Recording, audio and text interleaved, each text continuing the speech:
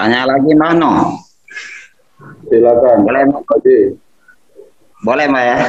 Ya boleh. Lanjut. Boleh Pak. Oke Pak. Ada pernyataan begini Mbak. Barang siapa yang mengenal dirinya, maka dia mengenal kepada Tuhannya. Barang siapa yang kenal kepada Tuhannya, maka binasalah dirinya. Barang siapa yang mengenal, apabila dia mengenal, benar-benar mengenal Tuhannya, maka keluhlah lidahnya. Bagaimana penjelasannya, Mbak? Karena sesungguhnya engkau tiada. Nah, itu kan man arafa nafsahu faqad arafa rabba gitu Pak Sambadia. Maksudnya kenali dirimu bahwa apa yang hidupmu saat ini hidup kita ini dengan segala kebisaan, keilmuan yang kita punya ini loh yang terbaik dari Allah, dan ini loh untuk menghadap Allah. Kenali dirimu untuk mendekat ke Allah. Man arafa nafsahu faqad arafa rabba. Kalau tidak kenal dirinya, nantinya kita ini memaksakan diri. Saya kok masih bodoh, saya nggak paham. Memang Allah belum kasih. Kenali dirimu. Diri kita ini atas bimbingannya Allah. Dan pengetahuan yang diberikan Allah pada diri kita, takdir ini yang terbaik. Kenali dirimu, ini loh ya Allah, ini loh yang terbaik. Baru kenal Allah.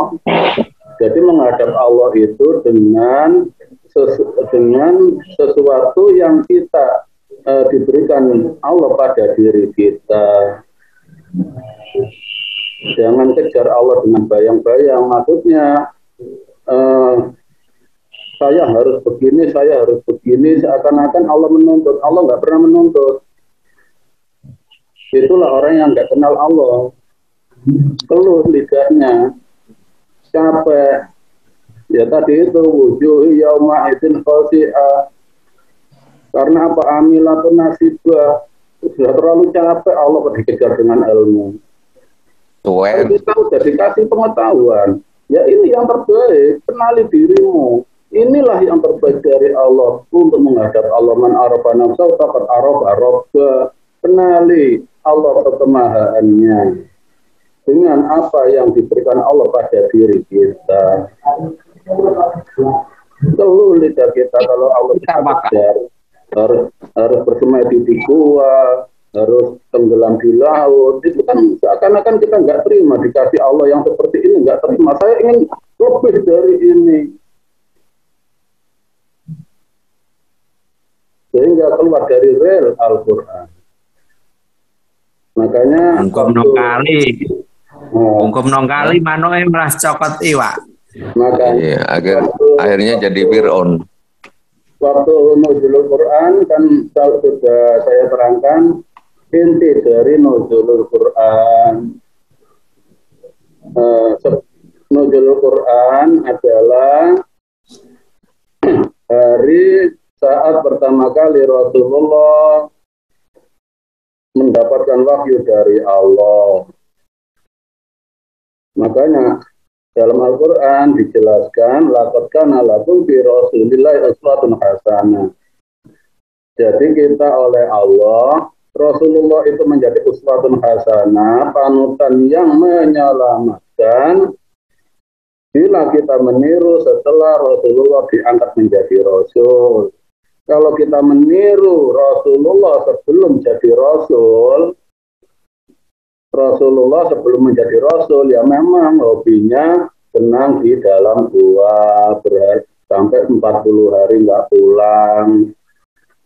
Kalau kita meniru sebelum Rasulullah mendapat wahyu, ya sengsara, keluh lidah kita. Jadi meniru Rasulullah itu setelah Rasulullah dengan menjadi Rasul. Di situ enak kita kalau kita tidak keluar dari koridor kerasulan dan Rasulullah, yaitu setelah mendapat wahyu itu usia 40 itu baru Rasul, seorang utusan yang bisa diikuti ajarannya. Kalau sebelum menjadi Rasul Anda tiru, ya silahkan, ya sengsara. Akhirnya apa? Ada yang terbengkalai, tidak kenal dirinya. Untuk mengenal Allah, kenal dirinya aja nggak bisa mengenal, apalagi mengenal Allah. Jadi apapun yang diberikan Allah pada diri kita, itulah yang terbaik dari Allah. Dan apabila kita meniru setelah kewafatan Rasul, sesudah sempurna Al-Quran, 30 juz, kita meniru katanya, ya silahkan percaya pada katanya. Tapi siapa yang bertanggung jawab? Karena Allah hanya menjamin keselamatan orang-orang yang mengikuti Rasulullah.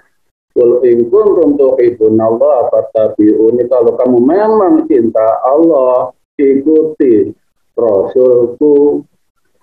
Yuhibbukumullah, Allah akan mencintaimu.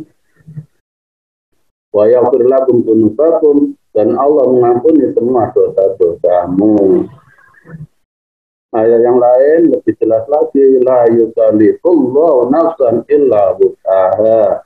Allah nggak pernah memaksa kepada hambanya. La yukalliful nafsan illa wus'aha, kecuali ya memang kapasitasnya. Laha maka sabat wa 'alaiha maktasabat. Laha maka sabat. Untuk hamba yang memang ini yang kasabat terbaik yang bisa dikerjakan. Wa 'alaiha maktasabat. Dan Allah memberikan takdir yang terbaik dengan apa yang dikerjakan.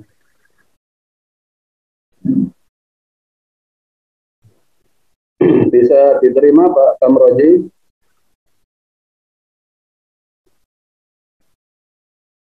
Kalau kita jangkau dengan di luar kapasitas kita akan mudah tertipu.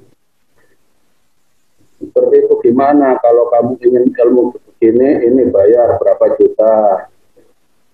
Masa ke Allah ada kelas 1, bayar kelas 1 3 juta, bayar kelas 2 5 juta, kere.